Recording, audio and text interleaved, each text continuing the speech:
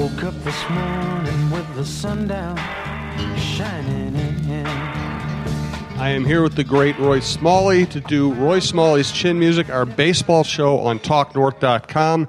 As I've been telling everybody across the network, we are starting to talk to some national advertisers. They really value downloads. Please, if you're going to listen to this or any of the shows across the network and you have the chance, make the one or two extra clicks that allow you to download as opposed to just streaming. It will take you about a fraction of a second, and it will make a big difference for our network as we continue to grow. Thank you very much. We do feel like we have the best hosts, the best co-hosts, the best talk in the Twin Cities. Roy is great on baseball. We have people like Michael Russo, John Krasinski, John Millay, Cheryl Reeve. We have some young people doing kind of millennial-style podcasts for the younger audience. Go to talknorth.com, check it out. Subscribe to one show, subscribe to all the shows, however you like. And again, if you don't mind, please download to listen. Roy, the Twins continue to kind of tease us. Let's start here. Escobar and Rosario continue to carry this lineup, and they are very different body types. They're very different players, very different personalities. What makes each of them successful, and are there any commonalities? You know, I think the commonality is a real genuine joy about playing the game of baseball. I think both of those young men just exult in playing the game and want to be good players, desperately. They want it badly. They love, and you can say, doesn't everybody love the game and doesn't everybody want to be a great player? And the answer would be, yeah, probably. But there are personalities and there are ways to go about it that just seem to be more conducive to getting those things done, about really enjoying the game and then ultimately becoming good players. Now, the difference between those two is pretty striking. They have vastly different approaches at the plate. And the both of them, each of them successful because of some very specific things they do mechanically that allow them to be good. Where Eddie Rosario has as much raw God-given talent to hit a baseball as anybody I've seen. Eduardo Escobar is not that. Eddie Rosario has amazingly, unbelievably fast and efficient hand action at swing when he swings at pitches. And what I mean by that, we've talked about this before, but his hands are very fast and very strong. But he just understands innately that when you want to swing at a pitch, your hands are what brings the big end of the bat to the ball, and it has to be efficient. There can't, if there's a loop in the swing, in other words, when you start to swing, if the big end of the bat kind of drops down behind your hands, there's only certain things you can do to get the big end back into the hitting zone when the ball is getting there, right? Eddie Rosario has this innate genius about there being no loop there. When he swings at the ball with his hands, the big end is right with his hands. So that you talk about hand-eye coordination, and we've talked about this before on this show too, but when you're swinging at a pitch, it's not like catching the ball, where that's hand-eye coordination, directly ball into hand as the eye watches it into the hand. The big end of the bat that you hit with, at about the 7 or 8 inches of sweet spot at the end of the bat, is 2 feet away from your hands. So as you're swinging at a ball with your hands, the hand-eye coordination is how can I get 2 feet above my head, this implement that I'm holding, the 2 feet away from my hands most efficiently to this ball that's moving at me 95 miles an hour and darting and curving and doing whatever it does, right? Eddie Rosario has an innate genius about that efficiency. Eduardo Escobar does not have that innate genius. What he has learned to do, his great talent is his ability to drive his legs into his swing. So gathering on his back leg, driving his back leg and back hip into a firm and square front leg. That's as he's making contact. That leg drive that he has is what generates pound for pound, maybe as much power as there is in the major leagues. But he doesn't have the same genius of the big end of the bat not lagging. Consequently, he would have a hard time with high fastballs. Anything belt high or above, he's not going to get to. And it's been a problem for him in the past. Very good guys that hit the way he does are low ball hitters because the bat can drag a little bit. You have a little bit longer as the bat drags below your hands a little bit.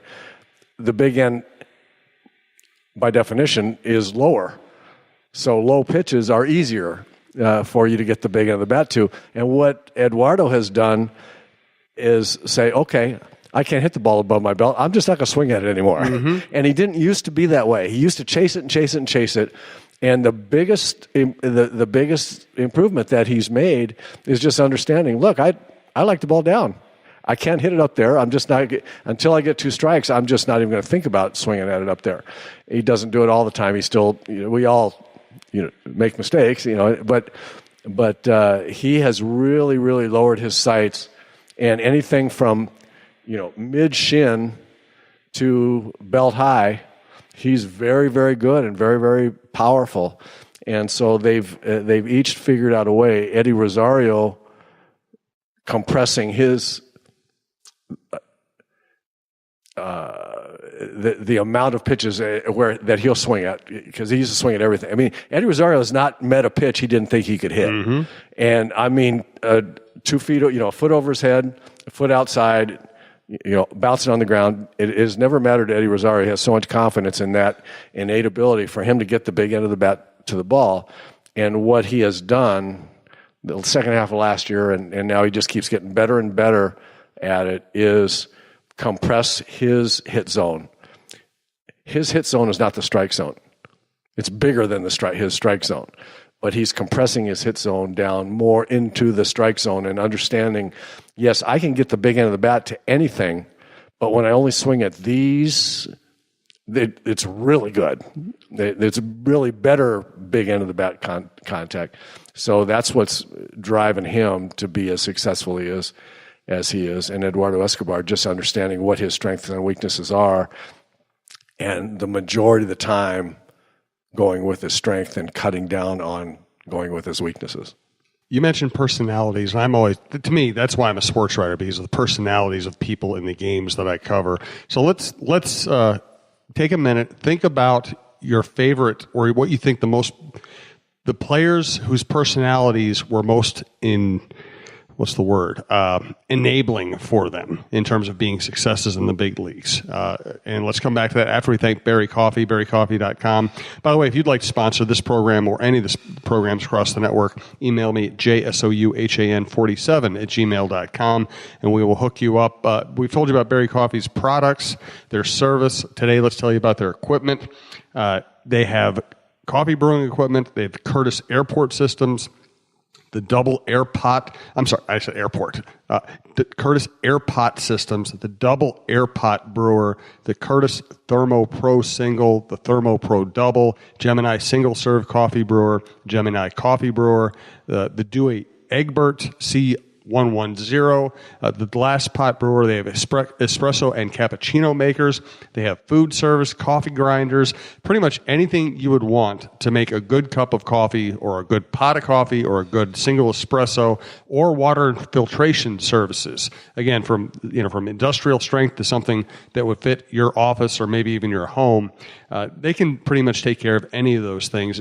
That's the cool thing about Berry Coffee. Full service, great coffee, great equipment, great service, and a great guy in Steve Brem. Again, I want to talk about my passion now that I have my coffee maker that grinds coffee beans freshly into 1 cup of coffee at a time, which is spectacular. I was at a Twin Cities restaurant last night with our friends. Chrissy and I were with our friends Anthony and Margot LaPanta, and we were at. I won't mention the name because I'm going to deride them a little bit. It's one of my favorite places. It has fantastic food. It's Italian-ish in nature. I think I know what you're talking about. And so Anthony and I wanted a cup of Americano after our wonderful dinner, and I said, do you have Bull Run coffee? And the server said, no, we don't. And I was so disappointed. and so I guess my admonition here today is to restaurants, people that are involved in procuring coffee for restaurants, and anybody else who has the ability to grind fresh beans into cups or pots of coffee. It's a shame that, and I understand. I'm gonna let the cat out of the bag here a little bit. Steve sent me a text. I told him about that they didn't have it, and he said, "Well, enjoy yourself because they won't be in business too much longer," which is clearly not going to be the case. But sure would love for them and anyone else to carry Berry Coffee Roasting Company.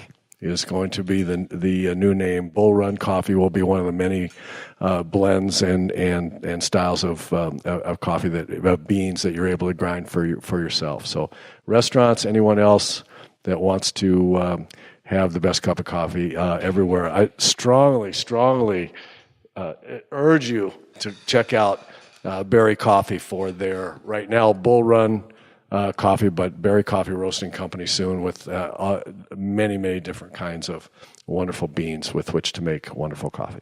Berry Coffee Roasting Company. Again, Steve's been great to us. We've seen him at roasting. We've tasted his coffee fresh out of the machines. It's fantastic. And thanks to them for sponsoring the program and the network. So who are some of the personalities that stand out from your career or your experiences in baseball that you say, okay, one of the reasons this player is a good player is because of their personality? I think it was probably because these players were, and this is going to be off the top of my head, but the players that come to mind immediately were terrific players. And so you notice that, the terrific players, a tad more. It's like Joe Garagiola said one time, as it came out to the bench at the old Met, we were going to do the game of the week on Saturday. We were going to be the game of the week on Saturday, and Joe Garagiola and Tony Kubek were there to announce the game. And I'm sitting there talking with Tony Kubek, who was a great Yankee shortstop switch hitter. We had a lot of affinity there. Tony liked me because I was a switch hitting shortstop, and I was sitting there talking with him and Garagiola. And here comes Rod Carew out of the locker room and up onto the bench, and some media guys were there, and Rodney shakes hands with everybody, stops and talks with Garagiola and Kubek for a while. And in the meantime, Rod's hitting 396 or whatever he was at this particular time in 1977. And before he flirted with 400, ended up hitting 388. One of the greatest single season performances I've ever seen, or there ever has been. And so then Rodney went up, out on the field, started to get loose, for our batting practice and everything. And Kubek, I think it was, said, "Man, Carew is such a great guy. I mean, he is really a great guy." And Garagiola looked at him and said, "Well, great guy. Well, he's hitting 396. I mean, anybody can be a great guy when they're hitting 396. I hit 196. I was a pretty good guy. No, that's a good guy. You're a good guy when you're hitting 196. Of course, I'll interrupt just for this. The funny thing is sometimes, though, even though that's a good line, sometimes it works the opposite. Sometimes it really does. Sometimes the great players put so much pressure on themselves, and they're so freaking focused, if that's the right word, that it's hard for them to act like normal human beings. And sometimes the utility infielder is always the nice guy on the team because he's just happy to be in the big leagues. Right. And so, personalities work in all of all those situations. I also thought about some intense guys. So first of all, I'll talk about the personality of stand-up. Kirby Puckett, his attitude and his personality, I know contributed to him being as great a player as